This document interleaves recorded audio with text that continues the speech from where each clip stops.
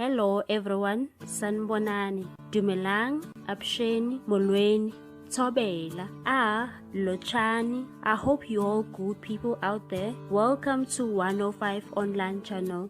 In this channel, we are bringing you celebrity news, entertainment news and gossip celebrity news. If you are new into this channel, hey good people, today I'm bringing you the latest news of the Real Housewives of Durban.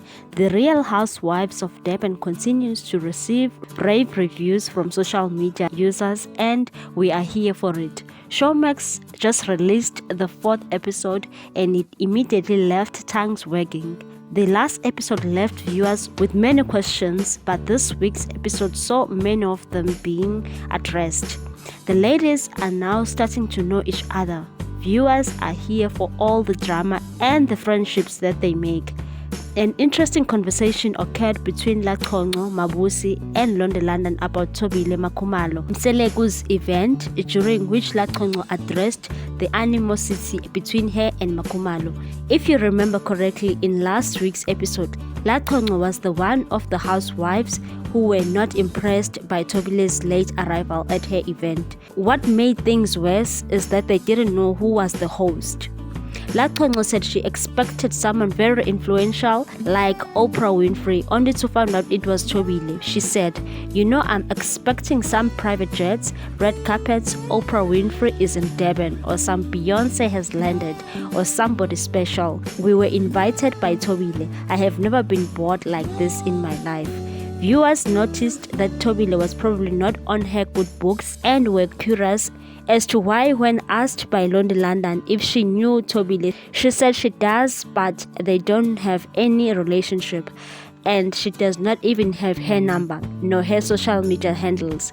Lachongo then said, I'm friends with Mayeni. When I arrived at the Mselegu household, she welcomed us. She was very bubbly. I was still working at Vuma FM. She came for an interview. She was very cold. It was as if I was not in the same room. Gosh.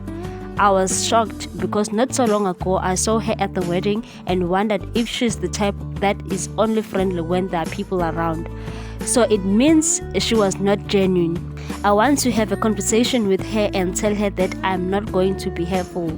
Viewers are dragging Lachongo for encouraging the hate on Makhumalo to the other women.